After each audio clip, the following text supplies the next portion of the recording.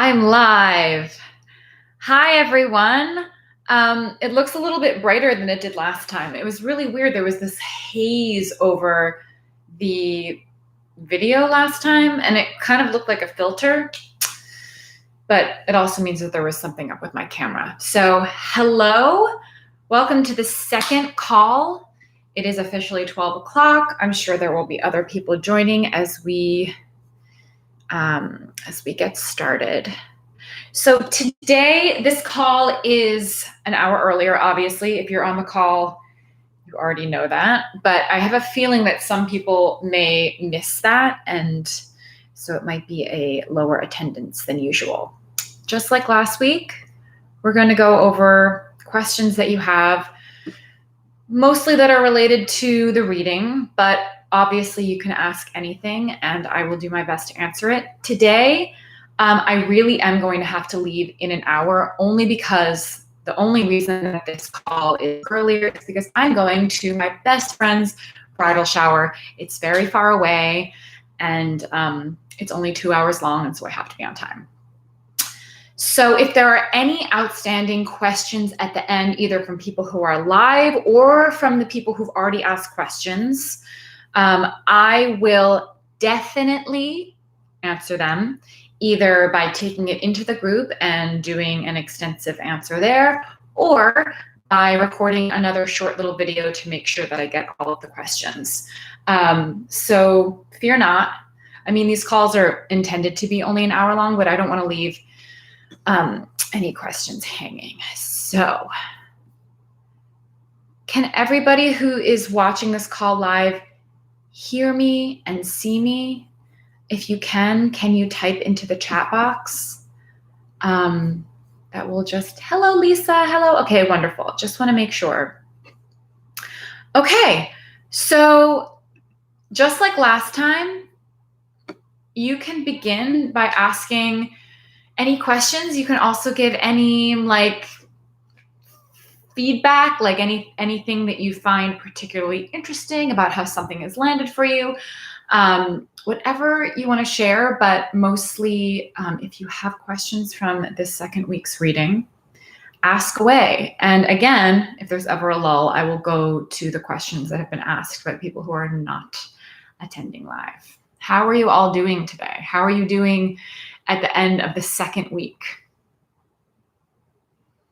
This is a time when, I'm seeing it in the group, but this is a time when people start to maybe panic, or as I've seen people say, that like the initial excitement is wearing off and they're realizing that this is life. Shannon, okay, well, we'll get to all of that, and we'll get to all of that, not even just today, but as we keep going forward. Shannon says, when you write about healing your metabolism with large quantities of food, is it possible to truly heal when you have a permanent alteration to your GI tract, such as weight loss surgery? And somebody, I don't know if it was you that asked this, but somebody also asked this. So this is a great question. My short answer is it's more about getting the calories and nutrients that you need. So figuring out whatever that takes, because I know that weight loss surgery inhibits absorption because it's a smaller amount of, digestive tract to actually have time to take the calories and nutrients. So if you can look at it in the way of how can I work with the way my body is right now and make sure that I'm feeding it food that is easily, has easily accessible calories and vitamins. So figuring out what that means, and I know that that's, not the most specific answer, but because the purpose of weight loss surgery is to make to purposely do that, but what that does is it can lower metabolism and cause nutrient deficiencies. So looking at it from that perspective is the way to work with it. Does that make sense? And does that help? Healing the metabolism is an amorphous thing as well. Even just 1 week of not eating as much food can lower, it's like about basal metabolic rate. And it lowers, even if we go like a really long time during a day when we're not eating, if we're really hungry, like the body slows down even on a daily basis. And it's okay. Like that is actually the body conserving your energy so you can get to the next meal. But just understanding what that also does when you zoom out, like long term, is that it can lower it long term as a way to protect you. But what we want is to be able to assure the body that it will be fed and that there are nutrients coming in.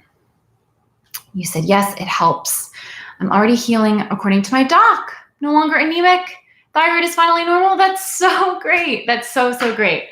Yeah, it's an interesting question because I'm sure there's a lot of, stuff that comes up around, oh no, what have I done to myself? Have I done irreparable damage? And the answer is there's always a workaround. Everybody's different. Everybody has their things. Everybody, it's just one of those things. Yes, it's an extreme surgery, obviously, but there are ways to work with that within the context of the FACA diet. Great. Was that you that asked the question? Because if it wasn't, somebody asked the exact same question. But I'll find out soon because I'm going to bring it up. Okay. I'm going to start answering questions. Oh, you deleted it. Okay. I'm going to start answering questions from the people who asked who are not on the call. And I will continue to check in with the people who are live on the call and go back and forth. No algae in my water this week. I saw to it that I started washing my bedside cup a little bit more often than I was doing before. Okay, just checking the Brita. Actually, it's not a Brita, algae. We're good. Okay, so Iris says, hi, Caroline. My question is about the part in the book, will I be eating this much forever? I constantly get very confused when I think I have to listen to my body. I keep on eating the past few weeks, even when I'm very, very full already. I don't really know why, because I'm not hungry. And in the end, it doesn't feel good at all because I'm over full. Then I start thinking I shouldn't eat that much anymore next time. But then I think, oh no, I'm not allowed to should, and that is diet mentality. When I really listen to my body, doesn't my body say to me I ate way too much? And I should listen to her as well. But why can't I just stop eating then, even when I'm more full already? Is that just out of boredom or out of habit, or because I think I should in this phase? And is one of those reasons bad and meaning that I don't listen to my body? As I said, very confusing. This is something that people were sort of asking last week, and that I'm sure people are feeling right now, and people seem to be asking in the group, and I'm sure some people will still be asking over the next few weeks. What this sounds like to me is, I'm assuming you're in the first couple of weeks or months of truly trying to allow food, and eating in a sort of nervous way where you get overfull is normal, and it is almost a rite of passage. And it doesn't happen to everybody, but it happens to most people. It is this nervous feeling that you're not really going to let yourself keep doing this, and that you're almost needing to prove to yourself in this nervous way that you really are allowed to eat. And it is very normal. And so the only thing I would say to you is to relax, that other people are experiencing the same thing. Other people who have gone through this phase have experienced the same thing. And so either on this call or again, back in the group, I think it would be great to ask people, did you feel this way and did it pass? Because it could be really nice just to hear, yes, I experienced this and I just needed to be aware, like you're talking about, be aware you're having diet thoughts. Oh no, I shouldn't be doing this. I shouldn't be getting full. And that keeps you in a nervous kind of reactive phase, which is okay. It's fine. It's normal in the beginning because it's such a big change and there are so many fears around it. So you're having the diet thoughts, but then you're noticing the diet thoughts, but it is kind of spiraling into like another mini cycle. But again, it is okay. And it is a part of the process. And it is a part of the trusting that you really are allowed to eat. And a little bit further down the line, because you will have done this for long enough and the body will begin to calm down a little bit more, it will be less of an issue and a drama. I was listening back to part of last week's call and I was like, wow, I say it won't be a drama so many times. But stopping eating, if that is what your body actually wants, will be less charged and there'll be less drama over whether you want to keep eating or not. Right now, your body doesn't fully trust, your body and your mind don't fully trust that you're really not going to go on a diet tomorrow, both because you probably did diet for so long and also because you're still having nervous thoughts. But basically, you're not doing anything wrong. And if you can, just trust the process and just be aware of the thoughts of, I shouldn't be eating this way, I can't eat this way tomorrow, that how those are like mini little Last Supper mentality, it will begin to soften. That's another thing that I notice. I say, it will soften, it'll eventually soften. But that really is the way that I look at it, because it's not always a huge shift. Sometimes it's just everything gets a little bit less intense and dramatic and easier.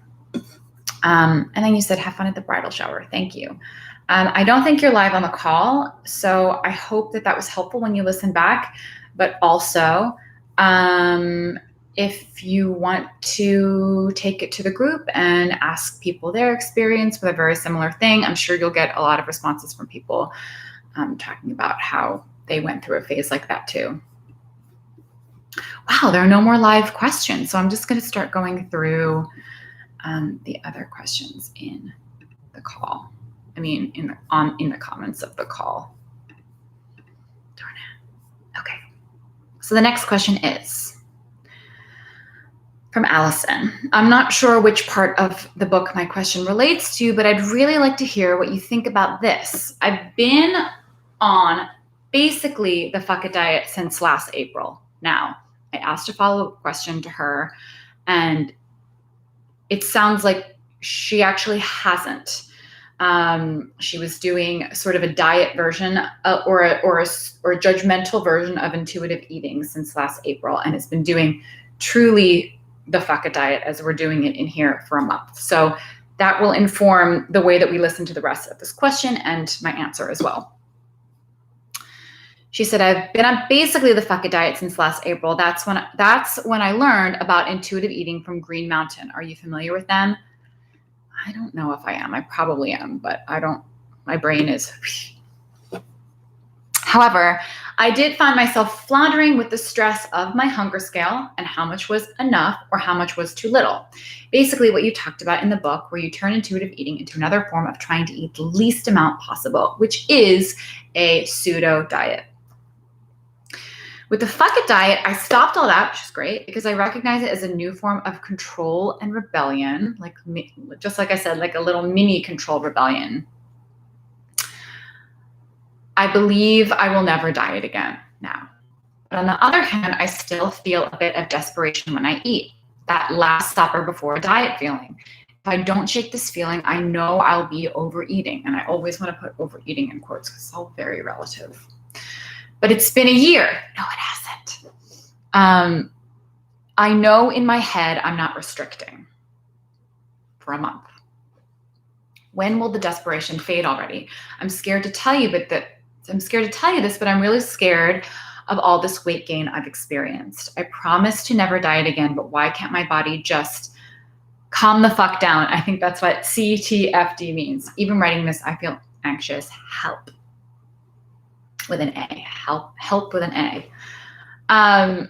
So I've sort of been alluding to what I'm going to say as I read this. And then I asked her how long she was doing that sort of diet, intuitive eating, and how long she's actually been doing the Fuck It diet. And the answer was she was doing that intuitive eating diet for a year, where you're, the way to turn it into a diet is to A, overthink it, B, have there be a way to do it wrong, but mostly that you think intuitive eating is a plan to eat the smallest amount possible to be thin, right? That is restriction. And that is not allowing yourself to do the full refeeding process, which is why in the past month, it's been really the start of the full refeeding journey. And that is why it still feels so stressful and out of control, and why you feel so hungry, and why you feel like maybe you're going to put yourself on another diet, because it is just the beginning. And so she said she did that for a year and the fuck diet for a month and a half. And then Jennifer also commented on that thread and said, I have this question too. I still find myself overeating when I have what I'd previously considered to be a cheat meal, because I had a mentality of, I'm giving myself permission to do this, so I'm really going to do it. Oh, interesting. I'm hoping that will calm down at some point, so I don't feel like this last chance thing. So A, it will calm down if you continue to do this. But B, there are limiting beliefs there that you can be, if you've already read the book, you can begin to do a little bit of work on them. Do the writing exercise with the limiting beliefs, but also know that we are going to focus on that way more in later weeks. But for instance, a limiting belief that you can find what really resonates with you is, I'm giving this a try, but if it doesn't work, I'm going to go back on a diet. That inherently is going to make you feel like this is a Last Supper thing, because in 2 months, when the time is up, you're going to go back on a diet. So I would really be aware of how that dynamic can affect the Last Supper feeling. But at the same time, even if you don't have those limiting beliefs, or even if those limiting beliefs aren't like the biggest piece of the puzzle, the first month of letting yourself eat after years and years of dieting is inherently going to feel scary and out of control and new. And it's when your body is craving the most food, and when it feels the most, when your hunger feels the most out of control. A lot of people who are recovering from eating disorders, more restrictive eating disorders, which again, a lot of people in here were experiencing a version of that, maybe not as extreme, but they talk about this feeling of extreme hunger and how that can last a really long time, and it can come and go, but it's a normal part of the body needing to refeed itself. So just understanding that this is a normal thing that people experience. The panic and the spiraling can happen when you're really, really hungry and you're allowing it, but you're thinking, this can't be right. This can't be right. That inherently is going to affect your body, and also then affect the way you feed yourself. I hope that that's helpful, and I hope that puts that into a little bit of perspective. But my answer is, you haven't been doing this for a year. I know that it feels that way because you've sort of been easing into it for a year, which is great. But part of the panic, it sounds like, is that you believe that you should be further along at this point, when I'm telling you, you really only have been doing it for a month and a half. And it's very normal to be still in a very, very, very hungry, chaotic, nervous state in the beginning like that. Okay, let me go back to the group. So I'm going to keep moving my hair because it's wet and I'm supposed to look put together. I'm not reading your comment. This is really me. And I don't like to do my hair. So I'm just going to keep making sure that it's drying in a way where people will be like, she cared a little bit coming to this bridal shower. Don't tell anyone. Okay. Julia says, hi, Carolyn. I wanted to share some progress. I've been allowing food for 3 months now. No binges in response to starvation in the last 2 months. That's wonderful. That's really, really exciting. And, for anyone who's, say, 2 months in and you're still in kind of a bingey state, or still feel like you're going, have two steps forward, 1 step back. It takes a different amount of time for everybody. It's a month, a couple months, many months. It just depends. And it depends on how much you're resisting the process and how many kind of rules you're putting on what this is supposed to look like. That can hinder your emotional response to eating as well. But that's really exciting news, Julia. Kathleen said, this book club has been so amazing and helpful. I feel so much less alone on this Fuck It Diet journey. Having a community is so important. I'm so glad you feel that way. I agree that having a community is so important. It's so heartwarming to me to see people who are able to say, I experienced this 3 months ago. This is what helped. This is what I'm experiencing. This is what I'm still struggling with. Or it got way better, and now because of this, I'm noticing this. It's amazing for me to see and hear people's journey, but also to see other people supporting each other.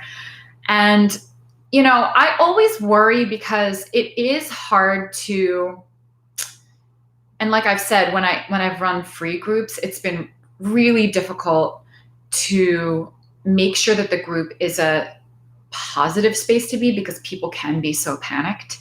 But I really do feel like, you know, I like the happy post-stress post, because it allows people, if you really need to filter, you can, or even if you need to filter for 2 weeks, you can.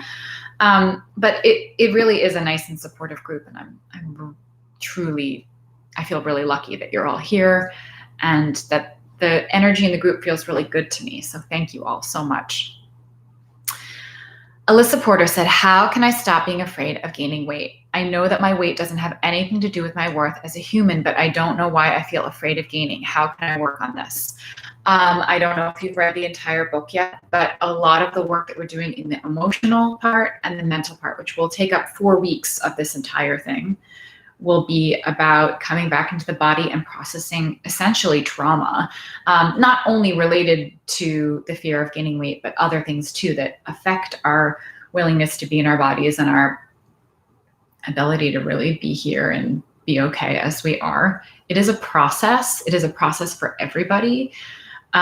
So it's not going to be a snap of the fingers. It's not, I mean, some people have like huge epiphanies and they never feel the same, but it's much more common to really take time to work through the panic, because we live in a world that has given us good reason to panic and to feel that we will be treated better and we will be happier and life will be easier if we can just stay thin or become thin.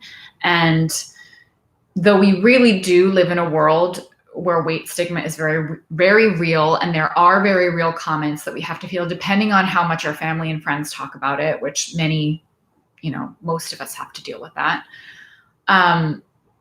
It's a real thing. So I want you to just let yourself off the hook for being resistant to it, because it didn't just happen for no reason. We were conditioned to be afraid of gaining weight. But it is possible to change what we see as success and beauty and happiness. And that's a big part of having a community, following different people on social media, being willing to change what we see and change what we believe. And that does take time. Again, it's not a snap of the fingers thing. But also to really be willing to do the breathe and feel, because that will help move through the panic, and also to examine the limiting beliefs, because for a couple years, if not for the rest of your life, you'll walk through life and have an old kind of thought or have a stressful feeling or reaction. And the work is in saying, okay, why am I responding this way? What's underneath this? What can I become more aware of in the way that I'm operating in the world? And, you know, the beliefs that I'm literally seeing my life through. So the answer is the work that is in the book and that what we will do in this program is all about slowly being willing to work through both the emotional trauma that makes us, you know, that we have for a reason. And we have it because people have said horrible things to us, or we've seen people say horrible things about other people, and we want to protect ourselves. Again, I don't know if you've read the whole book yet, but I really do address why this is such a drama in our lives. And so really, we're going to get into this a lot more in the emotional and mental part. So hang tight. We're going to be addressing this, and it will get easier, though I just want to empathize with how hard it does feel. There's a reason why it does. And everyone in this group probably feels the same way. I hope that was helpful there. I'm going to answer the next question from the event comments. I feel like I need a quicker word from the group. I'm going to answer the question from the group, but really I'm answering the questions that were asked ahead of time. I'm going to think of something that's quicker to say. Zoe says, my question, if I can't make the call, is about the hormone created when we've restricted. I can't remember how you word it in the book, but the stress hormone. My immune system has been low for years, colds, coughs, you name it. Could my body be creating too much of this stress hormone through binge, restrict, and really be affecting my overall health? The short answer is yes. It is stressful on the body. I talk about cortisol and I talk about adrenaline as well. And both of those things do deplete the body, and they're survival hormones. So they have helped us survive, through time, like the human species. But also they do help us. Like it helps us get out of the way of if a car is coming at us. Like it is a survival response that we do need. However, both emotionally, and this is something that I talk about more again in future weeks, but emotionally, we can keep ourselves in that state for years and years if we're not really living life in our bodies.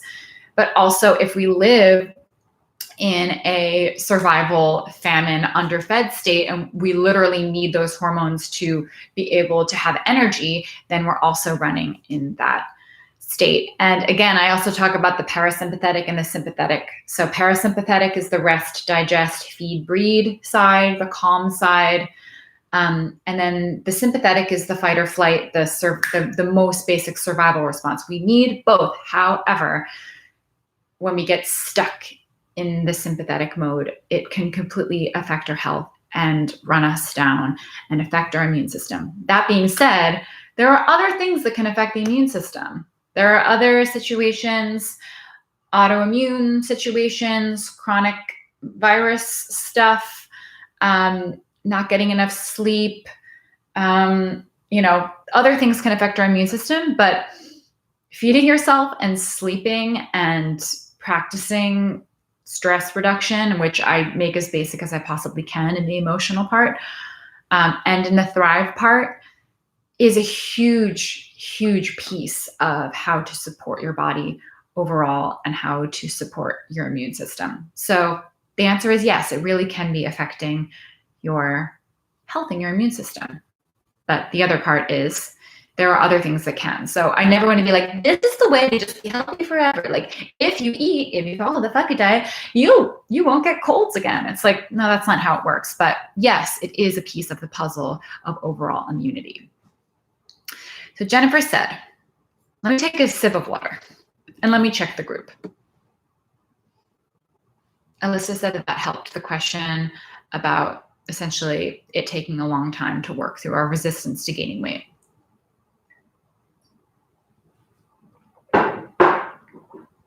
Okay. Jennifer says, I can't make it this week again, unfortunately. My question has to do with strategies to trust the refeeding process and dial down the fear. I keep thinking that there are people who eat chips or McDonald's or ice cream all the time, like literally and forever, not just as we're allowing all foods and proving we can be fed. I want to stop right there and say, I half know what you're saying. I know exactly what you mean. There are people who only eat McDonald's only because that's all they can afford.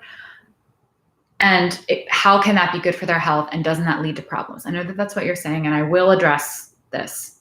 However, I also want to address that we're not just allowing chips, McDonald's, ice cream right now.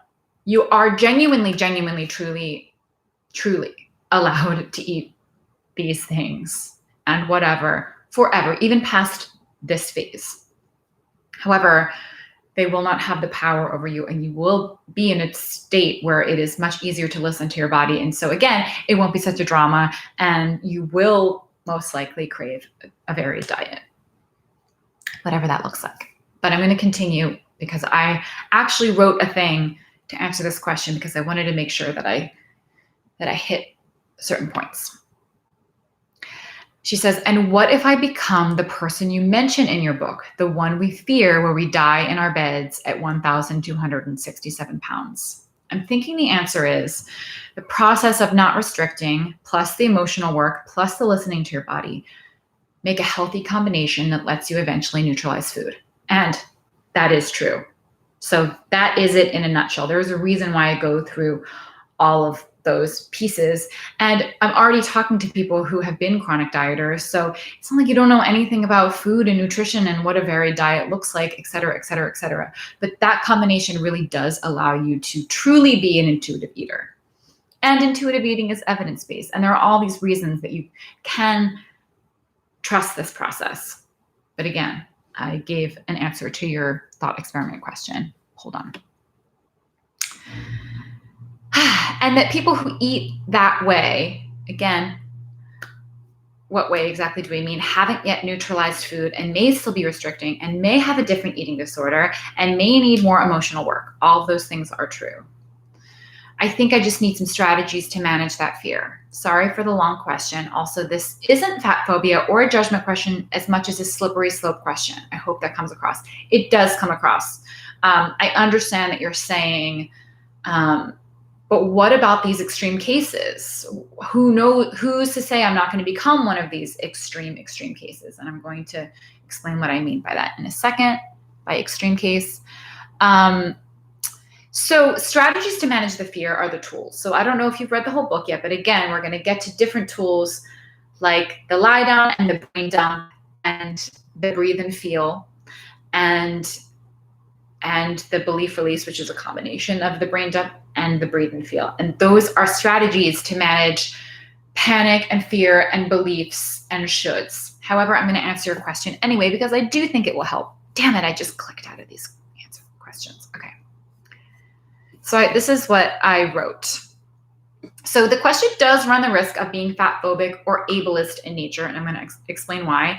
Because some people in this world, and maybe this group, are as fat as you're saying. I'm assuming nobody is 1,267 pounds, as you said, or maybe disabled in this group, and blaming them and their habits in this process isn't fair for health or happiness. However, I do understand a legitimate fear of losing mobility and losing life as you know it, and wondering what happens, what are the conditions to create the fear mongering that we're essentially talking about and that our brains go to. I can't stop dieting. What if this happens to me?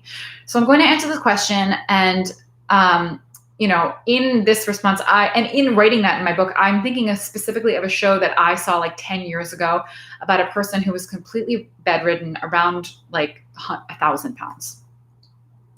So just to be clear, this answer is not referring to fat people or even super fat people, which is a term for fat people over a certain size. There are small fats and super fat people. This is like in the fat activism community. Instead of using words like overweight, obese, or morbidly obese, that is a way that people refer. So I'm not talking about fat or super fat people, but the even more extreme version that we're talking about. So when we're talking about that extreme version of like the show that I watched about the person who's completely bedridden at 1,000 pounds, we're talking about a chronic illness and a disability when someone can't get out of bed. And again, in all of the world and all the people who eat a lot of food, which is a large portion of people, a very, very, very minuscule percentage are completely bedridden from their body weight. Again, this is a more talking about a chronic illness disability. The body wants to self-regulate your weight. So to get to that point that we're referring to, something metabolically or hormonally would have to really shift. Basically, something would have to go wrong on a hormonal and metabolic standpoint. Also, it's pretty rare. But to ask if that is going to happen to you is like asking me if you're going to get cancer. There's no telling who will get sick or what will happen to people, what strange, unusual things will happen to people. And in fact, obviously, it's much more likely that you will get cancer than gain 700 pounds during this process from stopping dieting. That's just not that's not the way that it goes. That's not the way weight set point works in general. Again, this would be like me saying, you're not going to get cancer from going on a fuck it diet. Anyone can get cancer, and you can't account for, anomalies, even though cancer isn't really an anomaly. Does that make sense? So I'm trying to put it in that perspective. Like, that is an extreme situation that nobody can account for. So now I'm going to answer this as if we are talking about fat or super fat bodies, which is a little bit fat phobic because what we're talking about is, but how can I know that I'm not going to become like this person, which there are people in this group who identify as fat or super fat. And so we just have to keep that in mind. I understand that we're all afraid to have life change as we know it. It would be an adjustment for anybody to wake up the next day 150 pounds heavier than they were the day before. There just would be. You would be treated differently. You would have to move around the world differently. It would be a change. So I understand that people are just resistant to change and resistant to having to go through something that feels scary to them. But still, that's not how weight set ranges work. Most people do have a range, if not all people, in a functioning metabolism, in a body that, you know, wants to self-regulate, which is most, if not all bodies. Even if your range is 100 pounds, even if you've gained and lost 100 pounds, that's still a range, you know? And again, the fear of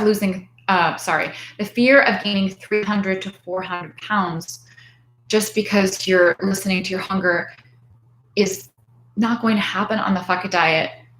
It's not going to even happen to people who are in fat or super fat bodies. Like that's beyond the scope of what the body wants to do to self-regulate. And that happening would be a rarer metabolic anomaly, again, referring to the 1,267 pounds. Also, dieting is the thing that is the most likely to hurt the body metabolically, meaning the sooner you start feeding your body, the better for your overall health and metabolic health. And yes, to answer your questions, in the cases where emotional eating may also be a part of the issue, that is why the Fuck It Diet has a huge part dedicated to coming back into the body and having other ways to feel. So I hope that was a thorough answer to your question. But again, I would begin to, if you're looking for tools to use to help work around your fear, your catastrophizing fear, that I'm going to end up one of those people who can't get out of bed, use those tools to help begin to unravel all of those fears, and it will help. But I wanted to address the actual question, because I say in the book, that's not what happens when people go on the Fuck It Diet. However, there is a legitimate question, well, then how does that happen? Which is a question, and it's important for me to be able to answer it in a way that is the least fat phobic possible, because those shows obviously are like, you know, fat phobic in nature anyway, and blaming it on the person. And I remember in the show that I watched, the person did eat a lot of food. But again, first of all, we're all allowed to eat a lot of food. Second of all, there was most likely something metabolically happening. And to blame it on the food, I think, is just misguided. And not really what's happening, not really what the core problem is. So I hope that that's helpful. I hope that that puts this into some sort of perspective. Let me check in with the people who are listening to this. Julia said, I'm curious for the people who are listening, if that makes sense, what I've said. I wanted to write things down so I was able to go through that in a systematic way, because that is a question that people ask. Okay, well, how am I going to know that the most extreme version isn't going to happen to me? First of all, nobody knows if the most extreme version is going to happen to them, but I really think that it's something way deeper. We're talking about a chronic illness. We're talking about something that's genuinely beyond our control and not food caused. Does that make sense? Otherwise, way more people would be in that position, extreme. Julia says, Caroline, this may not directly relate to the reading this week, but it ties into the physical aspect of the Fuck It Diet. Is it possible that a focus on exercise fitness can become problematic as well? The answer is yes, and this is in next week's reading. It's at the end of the physical section.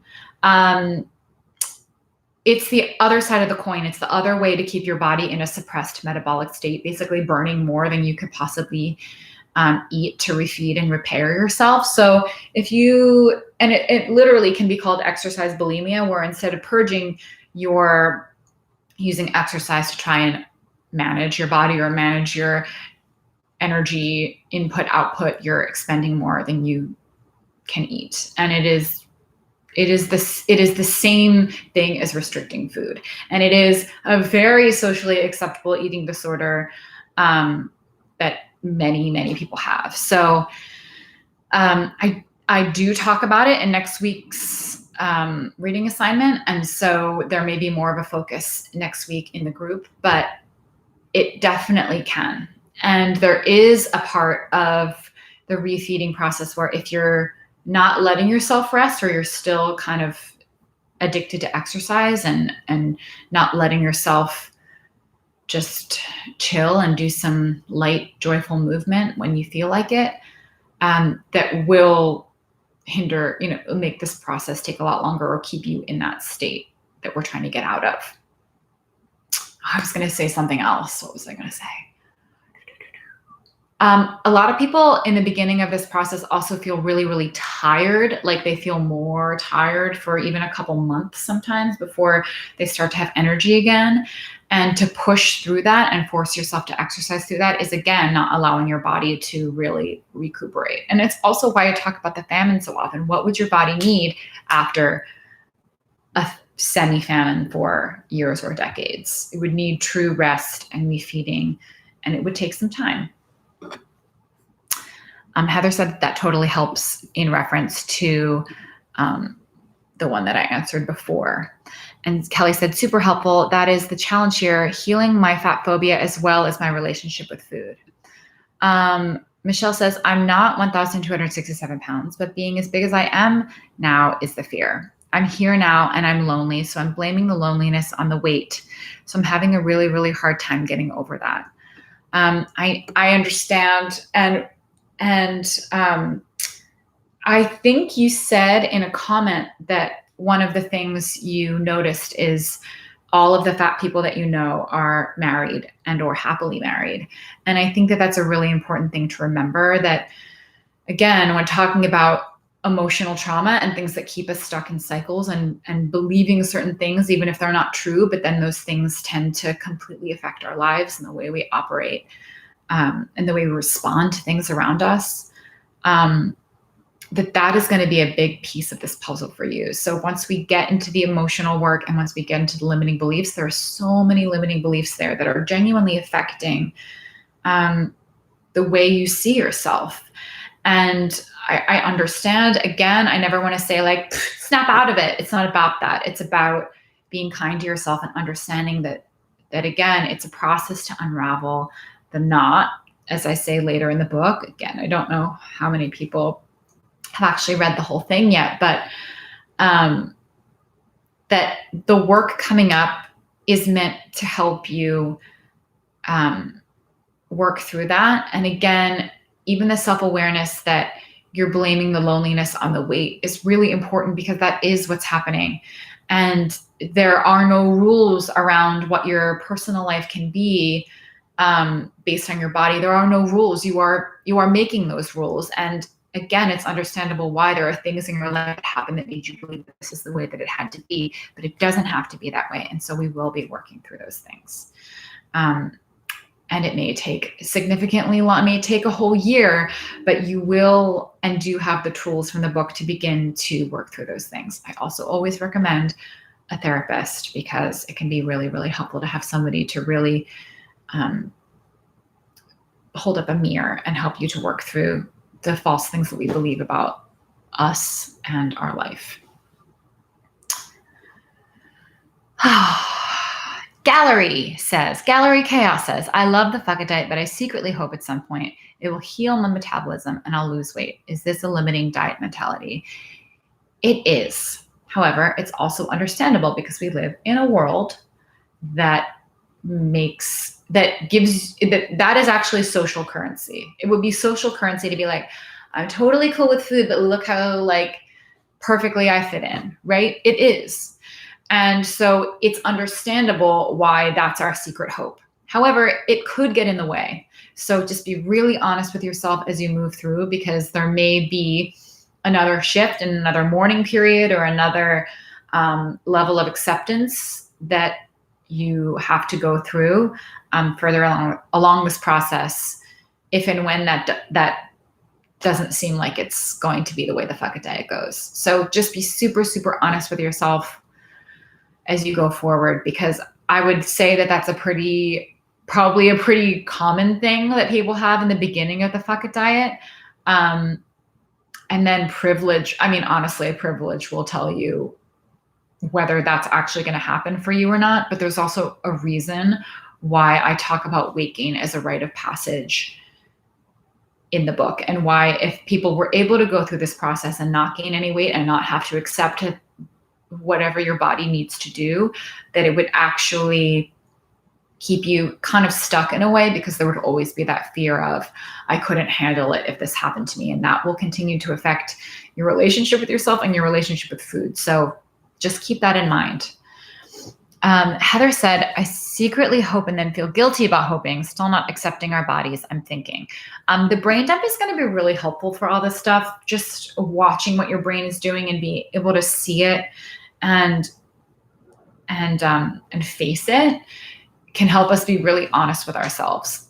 Look, we're always going to have thoughts like this, and we're not exactly like this, but our brains are going to just go on and on and on, and we're affected by the world we live in, and we're affected by our past, and we're affected by the things that have affected us in our past. And so when thoughts and fears and hopes like this come up, it's about understanding why they're happening, being really, really kind to yourself, be compassionate with why this is happening in the first place, and then want better for yourself and be willing to think about what your life priorities are. Think about how this would affect a younger generation. What would you want them to feel about themselves? What do you want to, sometimes it is really helpful to zoom out, look at this from further away, look at this from a feminist perspective, from a rebellious perspective, want to be able to accept yourself no matter what. I know that we already do this, but that many people are saying, look, I want to be more accepting, but I'm struggling.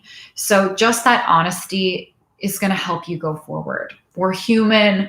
We are flawed. We are scared. We always will be in different ways. And this is currently a big, difficult piece of the life journey that we're working through right now. And it's always going to be a piece of our culture. So just be honest with yourself, but also kind to yourself as this continues to come up for you. The tools will help. The brain dump will help. Looking at, okay, well, what are the beliefs below that I can become aware of will help. And yeah, that's why we're here, because we're all pretty much, thankfully, at least aware of the way that this works. And that honesty really genuinely will help. The honesty about what's actually going on in your brain will help. Okay, there's one more question in the group on the event. That's not a short enough way to refer to this. So again, I will find a better way. Do you know what I'm talking about when I'm saying I want to just be able to say in the comments? Okay. I need help figuring out what to eat now that the world is my proverbial food oyster. We talked about this a lot last week, but I'm going to read this anyway. Kelly says, I'm not sure if this is a question or more of an observation that I should put out to the community for input, and I would always recommend doing that.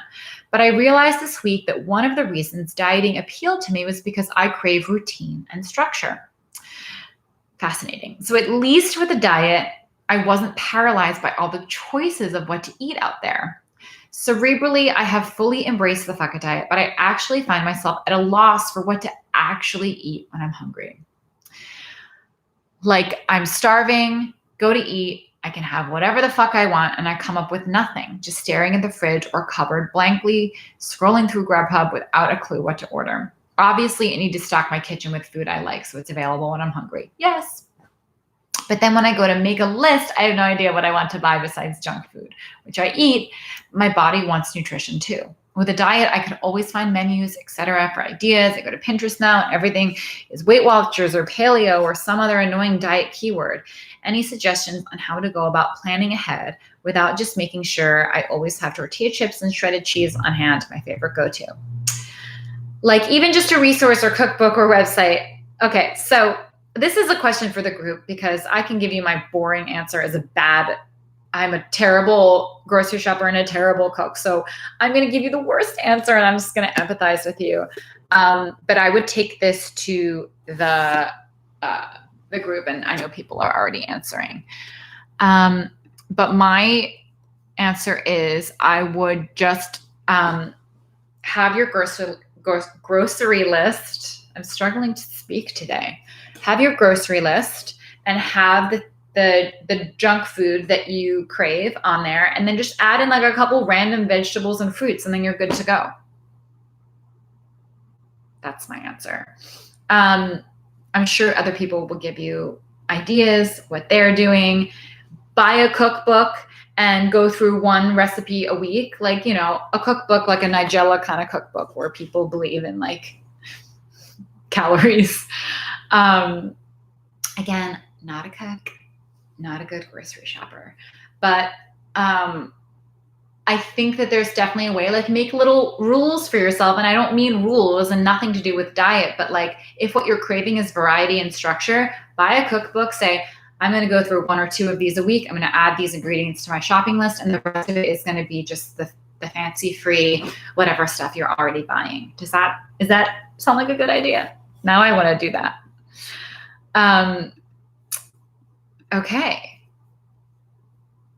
Now let me go in and see. Okay, so Heather said, I had stopped brain dumping because I'm over the refeed. Thanks for the reminder, because when you answered that, it made me really emotional. So I needed that reminder. Okay, great. The brain dump is like healing no matter what. It's not just healing for being afraid of food stuff. It's like you can take that into your life and it will, I think, always help and give you clarity. It's literally like a version of meditating, but way easier.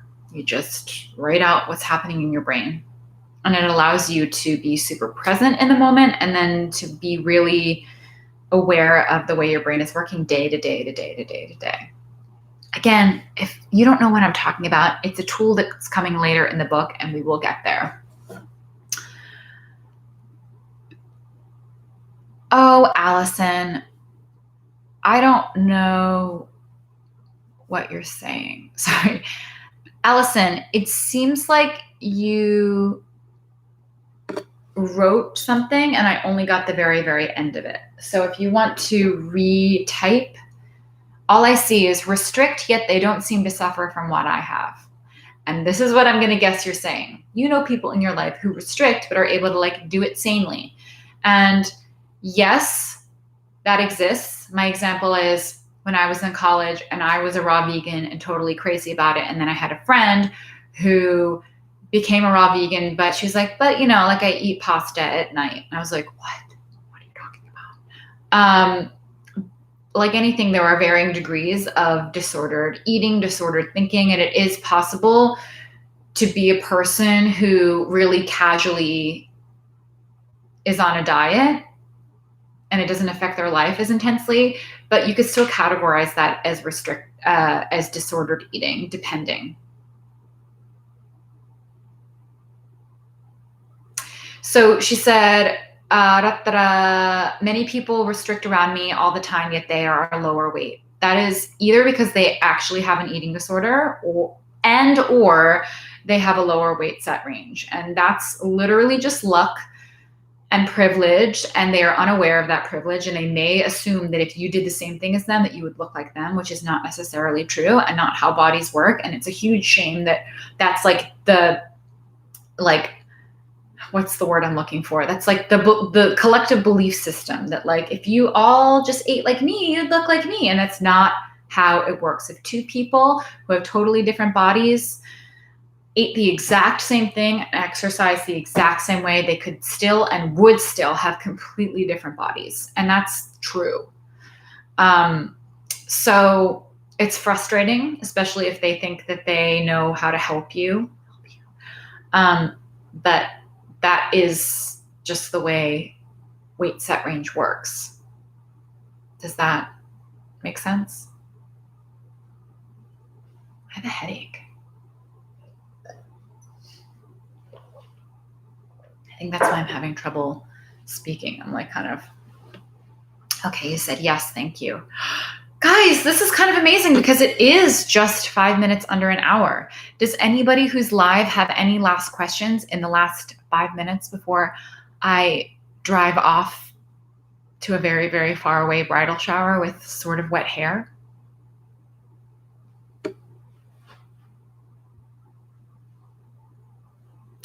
Let me think if there's anything I should be saying as we go off into the third week. So tomorrow is the third week. It is the second half of the physical section. And it is a section that will debunk some more food fears. It will talk about exercise. It will talk about rest. And it will give you the second tool, the lie down, which we're going to be talking about a lot. I'm already almost in position to do my lie down. Oh my God. There's a little tray. My computer's on a little tray. So I can just put my little feet underneath the tray. So we'll talk about the lie down next week, but really it's part meditation, part rest, part adult timeout, part savasana. If you're a yoga person, it's good for you. It's simple. It's meant to allow you to turn your life off for 10 minutes. And it's meant to be a physical manifestation of I am allowed to stop doing and stop thinking and stop being productive for 10 minutes. And it sounds pointless, but it is not. And it's also really good for your brain. And if you even just try it for this week straight, 10 minutes a day, I will be really fascinated to hear what happens because I get a lot of clarity in my brain if I allow myself 10 minutes to do absolutely nothing and lie down. And sometimes I get like a lot of energy from it, which is great.